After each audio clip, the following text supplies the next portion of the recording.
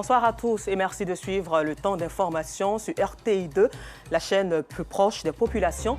Au sommaire de l'actualité, ce 13 février marque la journée mondiale de la radio, une journée qui met à l'honneur ce média et tous les journalistes qui œuvrent au quotidien pour informer le grand public. Et puis hors de nos frontières en RDC, les affrontements se poursuivent dans le sud et le nord Kivu, où les combattants de l'AFC Mouvement 23, soutenus par l'armée rwandaise, affrontent les forces armées congolaises et leurs alliés. Encore merci à vous d'être des nôtres sur RTI2 pour le temps d'information. À Cocody, au carrefour La Vie, la gare des véhicules intercommunaux est située dans un ravin, une place donnée par la mairie de la commune pour éviter le désordre. Une situation qui inquiète les clients et conducteurs. La mairie rassure toutefois que les mesures sont prises pour répondre à l'inquiétude des uns et des autres. Abdoulaziz Daramé et Kader Bachil se sont rendus dans ce ravin et à la mairie de Cocody pour plus d'informations. Regardez. Cocody, carrefour La Vie, gare des véhicules intercommunaux. Ici, avoir un véhicule pour se déplacer relève du parcours du combattant, une difficulté à laquelle font face Dorcas et Lazare, tous deux clients réguliers dans cette gare. En descendant la pente, il n'y a pas un bon escalier et puis bon, ça fatigue un peu les pieds, quoi. Voilà. C'est pas du tout facile de descendre, voilà, comme la voie n'est pas praticable, surtout quand il pleut, vraiment c'est très difficile pour descendre. Notre cri de cœur, c'est qu'on vienne nous aider à arranger la voie, là, vraiment. Voilà, parce que les soirs pour rentrer, c'est vraiment difficile d'avoir des véhicules pour rentrer. Dieu merci, il y a une gare ici. Voilà, si l'accès est facile, vraiment, ça va vraiment nous arranger. Avant de se retrouver dans ce ravin, la gare était située ailleurs. Kader, responsable de la dite gare, évoque les raisons de leur délocalisation et les difficultés auxquelles ils sont confrontés. Nous étions en haut avant, mais vu le désordre, les voitures garaient mal, ça créait un embouteillage, tout ça là. Donc le maire a vu ça, il nous a envoyé ici en bas, pour ne pas créer le désordre. Le problème de la gare surtout, on a besoin de l'électricité et puis en haut là, les femmes qui descendent là, elles tombent un peu dans le temps de pluie là. C'est ce qui est le problème de la gare, sinon tout se passe bien. La raison de la délocalisation est aussi attestée par la mairie de Cocody. Le conseiller du maire rassure, transporteur, client et responsable de gare concernant les mesures prises. Nous avons décidé, en accord bien sûr avec le maire et le ministre-gouverneur, de délocaliser un tant soit peu, de manière temporaire, bien sûr, cette gare-là, là où elle se trouve actuellement. Nous, déjà, au niveau de la mairie, nous avions déjà essayé de localiser et de faire un espace dédié aux taxis communaux, communément appelés Wororo. Donc, vous allez voir que quand vous quittez la RTI en direction donc, des deux plateaux, arrivez au feu des carrefours de La Vie, sur votre droite, nous avons vraiment aménagé une petite gare moderne pour les Wororo qui s'aligne là. Nous sommes sur plusieurs chantiers en même temps. Ce n'est pas la seule gare la seule gare moderne que nous sommes en train de réaliser. Il y a plusieurs gares que nous sommes en train de réaliser. La construction des gares annoncée par la mairie de Cocody est attendue. Elle va résoudre la question sécuritaire à laquelle acteurs du transport de cette commune et usagers font face. Un reportage commenté par Georgette Ido Fofana. Nous vous le disions en titre, ce jeudi 13 février marque la journée mondiale de la radio, avec sa mission première qui est d'informer, éduquer et de divertir. La radio est un des médias les plus anciens qui a su s'adapter à l'heure où Internet bouleverse le paysage médiatique. Est un moyen de communication qui a un impact significatif sur les auditeurs. Abdoulaziz Daramé, Gilles Tonien, vous en parle. La radio est beaucoup écoutée par la population. Elle est surtout appréciée pour plusieurs raisons. Aujourd'hui, bien vrai qu'il y a les réseaux sociaux, mais les informations sur, en tout cas, quand ça vient de la radio, en tout cas, je suis tranquille avec ça. Donc, je pense que c'est une très bonne chose avec le qu'on appelle les fake news et autres. En tout cas, la radio est là pour nous soutenir sur la bonne voie. Je trouve que la radio, c'est un excellent moyen de communication Grâce à la radio, on a nos parents qui sont très loin, dans les hameaux qui n'ont pas de moyens de communication. Grâce à la radio, on peut atteindre toutes ces personnes-là qui sont dans le besoin d'avoir l'information en temps réel. Dans les studios de Fréquence 2, chroniqueurs et réalisateurs se préparent pour faire vivre aux auditeurs des moments passionnants. Africa, grande équipe de Côte d'Ivoire, dans les années, je ne sais pas, années 70, 75, c'est à SEC Africa, Stella. C'est pas toi qui as dit que c'est parce que tu ne savais pas qu'il y a un ballon derrière et tu suivais cette équipe-là. La radio a un véritable impact sur les auditeurs. Ce réalisateur le confirme. Je vous dirais que c'est le média le plus fort en Afrique. Et vous ne pouvez pas comprendre combien de fois la radio a un impact sur les auditeurs. Déjà, je vous donne un petit exemple sur l'émission Place Publique, puisque c'est elle que je réalise. Alors, sur Place Publique, nous avons une rubrique qui s'intitule « L'actualité des auditeurs ». Dès que nous ouvrons le téléphone, les auditeurs appellent de toute la Côte d'Ivoire, même de l'extérieur, pour informer, pour on va dire, donner leur avis sur certains sujets. Donc l'impact, il est direct, il est puissant. La radio occupe une place de choix. Une journée lui est dédiée tous les 13 février. Cette date a été entérinée par l'UNESCO le 3 novembre 2011 lors de la 36e conférence. Et dans un autre registre, 28 jeunes ont reçu leur diplôme de fin de formation en tant que conseiller carburant. Au cours donc de cette cérémonie à la mairie de Cocody, le premier magistrat de cette commune a fait savoir qu'il attendait un engagement plus grand de la part de ses apprenants. Le point avec Yamkile Hermel et Laurence Kakra. Réduire le taux de chômage des jeunes, c'est la mission que s'est assignée Jean-Marc Yassé, maire de la commune de Cocody. 28 jeunes, dont 20 garçons et 8 filles, ont reçu leur attestation de réussite. Ils sont désormais aptes à travailler dans des stations-service. Mes attentes, c'est qu'on dise que ces jeunes qui ont été formés, ont été bien formés, ont une bonne réaction et que les compliments viennent non pas de nous, mais les compliments viennent des clients qui vont venir sur les différents sites où ces jeunes vont exercer. Et là, nous saurons si oui ou non ils ont eu une bonne formation et s'ils sont conscients de ce qu'ils devaient faire. Pour les bénéficiaires, ce diplôme représente une fierté et une voie vers l'indépendance. Cette formation nous a enseigné beaucoup de choses. Le développement du personnel, comment se comporter dans la société. En tout cas, ça nous a appris à bien se comporter dans la société. Voilà, et des personnes responsables qui doivent avoir des valeurs républicaines. Et vraiment, c'est ce que nous avons utilisé cette formation. Nous avons reçu une formation de qualité et aujourd'hui, nous pouvons vivre de ce que nous avons appris et tout. On sait comment travailler à la station et tout. Cette formation de 2 mois a été possible grâce à une structure de la place. Il y a eu beaucoup de modulaires. On va passer par le produit carburant. On a parlé aussi de civisme, on a parlé de sécurité, on a parlé aussi de développement personnel, on a parlé de sécurisme. On a formé des hommes de valeur pour pouvoir servir sur des stations-service. Pour nous, c'est des personnes qui doivent continuer, progresser et aller de pompiste à gérant des stations-service.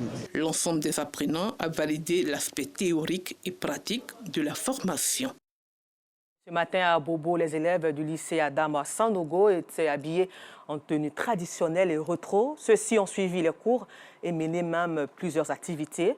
Quel est donc l'objectif de cette initiative? Qu'est-ce que cela rapporte aux apprenants? Réponse dans ce récit de Yamkile Hermel et bienvenue Kwao. Couleurs éclatantes, motifs variés, inspirés de différentes régions ivoiriennes et styles d'époque, se mêlent harmonieusement ici au lycée Adama Sanogo d'Abobo. Ce dernier jour de cours, marquant le début des congés de février, est le jour idéal pour les élèves du lycée de se vêtir en tenue reflétant la diversité des cultures ivoiriennes. D'autres ont choisi le style rétro, inspiré des icônes du passé. Koulibaly Sekou, directeur des études, nous explique l'objectif de cette initiative. Cette activité a un double objectif. Alors le premier objectif, c'est de permettre aux enfants de s'égayer un temps soit peu. Et le deuxième objectif, c'est de permettre aux enfants de savoir d'où ils viennent, de connaître leur tradition. Parce que nous avons remarqué qu'il y a beaucoup d'enfants qui sont dans les grandes villes, notamment à Abidjan, et qui ne connaissent pas les traditions. En termes d'habillement, l'habillement de sa région d'origine, en termes de danse et puis même en termes de langue vernaculaire. Une occasion pour les jeunes de renouer avec leurs racines et de mieux comprendre leur héritage. Je pense que c'est une bonne initiative car elle nous permet de découvrir d'où on vient. Je peux dire à mes amis élèves de ne pas avoir honte de porter leur tenue, de valoriser leur culture. Les apprenants ont fièrement présenté leur tenue traditionnelle, illustrant la diversité culturelle du pays. Ma tenue, c'est ma maman qui m'a aidé à trouver. Parce que c'était difficile à chercher à Abidjan. Parce qu'on trouve que c'est seulement à Katsola. Ça représente la tenue Tagbono. Dans la calebasse, ils ont écrit mon beau village. Ça fait partie de la tradition. Dentelle blanc accompagné d'une jupe avec un foulard guinéen. Ça signifie beaucoup, ça nous permet de représenter un peu chez nous. Pour compléter cette immersion, certains ont opté pour des tenues rétro en hommage aux grandes figures de l'histoire ivoirienne. Ouais, c'est la meilleure journée que j'ai passée au Sano aujourd'hui. Bon, ça c'est autant dit Ernesto Djidji à l'époque. C'est mon grand-père qui m'a dit ça. Cette journée-là, à travers le retour, a permis de nous remémorer dans le passé. Cette journée inspirante et enrichissante a permis aux élèves d'apprendre, mais aussi de célébrer leur patrimoine culturel tout en rendant hommage aux personnalités qui ont marqué l'histoire de la Côte d'Ivoire. En société, dans la commune de Cocody, au quartier Angré, Pétro-Ivoire, marcher sans se boucher le nez et sans sauter par-dessus les eaux stagnantes est devenu un luxe. Les eaux usées plongent les populations dans une situation d'incommodité à tel point qu'elles se sentent menacées. La rédaction de RTI2, conduite par Yam Killer, Mel et Bienvenue Kwao, a fait une incursion dans le quotidien. Et c'est un reportage que vous verrez dans nos prochaines éditions. À la page sport, la Confédération africaine de football, CAF, a simultanément effectué le tirage au sort de la Coupe d'Afrique des Nations U17 et U20 2025 en Égypte ce jeudi. Les différentes compositions des groupes sont désormais connues et la Côte d'Ivoire connaît ses prochains adversaires dans la compétition. Le compte rendu de Moyabi Diabaté. Le Mali, l'Angola et le deuxième représentant de l'Union des fédérations de football d'Afrique centrale, UNIFAC, sont les futurs adversaires de la Côte d'Ivoire aux phases finales de la CAN des moins de 17 ans. Pays hôte de la compétition, le Maroc est logé dans le groupe A en compagnie de l'Ouganda, la Zambie et la Tanzanie. Le groupe B est constitué du Burkina Faso, du premier représentant de l'UNIFAC, de l'Afrique du Sud et de l'Égypte. Le groupe C est l'affaire du Sénégal, de la Gambie, de la Somalie et de la Tunisie. Le tournoi se tiendra du 30 mars au 19 avril 2025. Les deux premiers de poule accéderont au quart de finale ainsi qu'à la Coupe du Monde de la catégorie au Qatar. Au niveau de la CAN U20, la Côte d'Ivoire, pays organisateur de la compétition logé dans le groupe A, connaît également ses adversaires. Il s'agit de la RD Congo, du représentant de l'UNIFAC, du Ghana et la Tanzanie. Le groupe B s'annonce très relevé avec 4 équipes de haut niveau. Le Nigeria, l'Égypte, l'Afrique du Sud et le Maroc. Le Sénégal, tenant du titre, sera face à la Zambie, le Kenya et la Sierra Leone dans le groupe C. Les deux premiers et les deux meilleurs troisièmes de tous les groupes seront directement qualifiés pour la phase à élimination directe. Rendez-vous donc du 26 avril au 25 mai 2025 en Côte d'Ivoire pour vivre des moments intenses du football africain. Et toujours hors de nos frontières, en RDC, les affrontements se poursuivent dans le sud et le nord Kivu. Les combattants de l'AFC, le mouvement 23, soutenu par l'armée rwandaise, affrontent les forces armées congolaises et leurs alliés. Les combats se concentrent particulièrement dans le territoire de Calais, au sud Kivu, avec une nouvelle avancée des troupes rebelles ce jeudi 13 février. À présent, retour ici en Côte d'Ivoire où nous sommes en compagnie de M. Serge Nedro, écrivain et économiste. Et avec lui, nous parlons du roman « L'héritage Tchomp en Afrique ». Bonsoir à vous, M. Nedro. Bonsoir, madame. Et merci encore à vous d'être sur notre plateau. Merci pour l'invitation. Alors, pour les spectateurs lambda qui nous suivent en présent sur RTI2, le continent africain et américain, une grande distance, différences culturelles. Pourquoi ce titre, l'héritage Trump en Afrique?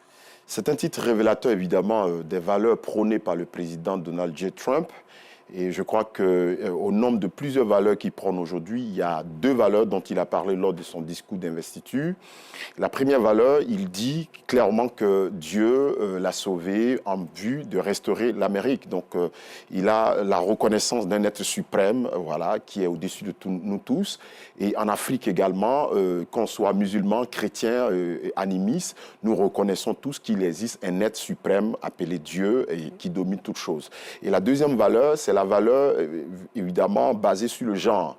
Le président Donald Trump dit clairement que sous sa mandature, le gouvernement américain, sinon les États-Unis d'Amérique, vont reconnaître que 2 sexes, le genre masculin et le genre féminin.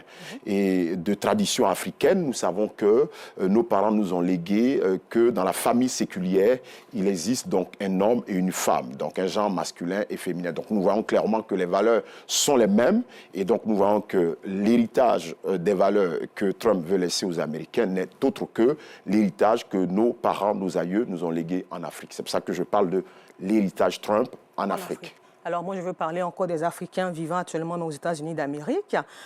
Nous avons vu pendant la campagne tout ce que M. Trump disait. Est-ce que nos frères africains sont en sécurité sous son mandat? Les Africains sont en sécurité sous son mandat, effectivement. Je crois que vous faites allusion au thème de l'immigration, de la politique d'immigration du président Donald Trump. Il faut comprendre cette politique. Il dit clairement, pas qu'il n'est pas en faveur de l'immigration, mais il est en défaveur de l'immigration illégale en réalité. Et donc aujourd'hui, ce sont les immigrants qui rentrent frauduleusement aux États-Unis et qui a donc un impact sur l'économie américaine qu'il essaie de faire retourner.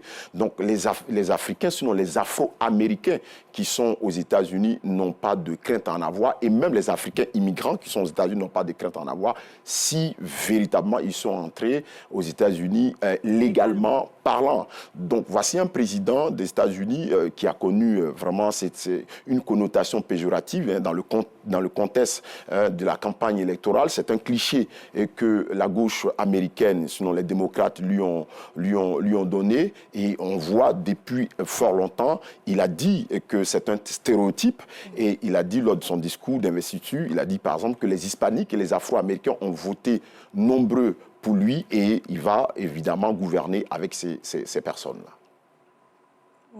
Alors, M. Nedro, Trump, médiateur entre l'Ukraine, la Russie, la Palestine, Israël, comment cela se fait? Le président Donald J. Trump se pose en faiseur de paix, comme vous le savez très bien. Il est l'un des rares présidents américains à ne pas déclencher, de guerre à l'extérieur des États-Unis d'Amérique. Et donc, il n'est pas un président interventionniste, évidemment. Et donc, c'est un président pro-paix. Et il a dit clairement, il a dit que la guerre en Ukraine et la guerre à Gaza sera arrêtée lors de sa mandature. Et il est en train de le faire, ce qu'il a dit, parce que juste avant, un jour avant le début de sa mandature, selon de son investiture, vous avez remarqué qu'il a obtenu un cessez-le-feu à Gaza. Et il a même hier encore communiqué avec le président Poutine et le président Zelensky dans le but de déclencher des pourparlers de paix pour pouvoir faire arrêter cette guerre atroce. Vous savez, le président Donald J. Trump, c'est un président qui donne de l'attention à la vie humaine. Et il a encore dit hier que s'il était président, ces vies qui ont été détruites, ces morts, que ce soit ukrainiens comme russes, n'auraient pas été détruites sous sa mandature. Donc on voit très bien qu'on a en face de nous un président qui aime la paix, qui va apporter la paix, qui va apporter la stabilité dans le monde et qui va démontrer qu'on a besoin d'un monde en paix, mais un monde en paix par la force ou par la négociation. Nedro Serge est aussi économiste et président de la Chambre de commerce canado-africaine d'Ottawa. Alors, évidemment, parler un peu de ce pan. Je suis économiste, comme vous l'avez souligné, président de la Chambre de commerce canado-africaine d'Ottawa, qui est située au Canada, qui regroupe en fait un peu plus les entreprises africaines qui sont évidemment installées là-bas. Et nous nous sommes mis dans ce groupement pour pouvoir défendre les intérêts économiques et les intérêts de ces entreprises africaines. Et cela se passe très bien. Mais ce que j'ai envie de dire, pour rebondir un peu à une question, il faut dire que l'arrivée du président Donald J. Trump aura aura forcément des répercussions économiques sur l'Afrique. Et c'est ce que je dis dans ce livre. Je dis par exemple que les Africains devraient maintenant pouvoir compter sur eux-mêmes parce qu'on traite plus ou moins le président Donald J. Trump comme étant un président isolationniste, mais en réalité, c'est une opportunité qu'il offre aux Africains de compter sur eux-mêmes, sur leurs propres valeurs, sur leur abnégation, leur courage pour pouvoir rebondir. Parce qu'il ne faut pas oublier que, évidemment, l'Afrique en 2050 sera 2 millions. On va faire une population de 2 milliards 500 millions, donc pratiquement un cinquième ou un quart de la population mondiale d'ici 2050. Donc on sera une force économique importante, un marché important, et je pense que c'est aux Africains de démontrer l'intérêt que pourraient avoir les États-Unis d'Amérique ici en Afrique. Alors, on retient qu'avec l'héritage Trump en Afrique, les Africains doivent compter que sur eux-mêmes. Les Africains doivent compter sur eux-mêmes. Okay. Les Africains doivent également prôner leurs propres valeurs. Et les Africains doivent comprendre que l'Afrique, maintenant, doit arriver à la place du Conseil des Nations. Par exemple, avoir une place, j'ai envie de dire, dans le Conseil de sécurité et de paix des Nations Unies, avec le droit de vote. Parce que d'ici 2050, on est déjà à 1,5 milliard d'habitants. Et d'ici 2050, 2,5 milliards. Donc la voix de l'Afrique doit compter, la voix de l'Afrique doit parler. J'espère que cela, ça se fera dans les années à venir. Nous espérons tous. Okay, encore merci à vous, M. Serge Nedro, écrivain et économiste. Fidèles téléspectateurs, nous étions en sa compagnie. Il est écrivain, économiste. Il a écrit le livre « L'héritage Trump en Afrique ». Moi, j'ai été ravie d'être en votre compagnie. Encore merci à vous de nous avoir suivis et bonne suite de programme sur RTI2.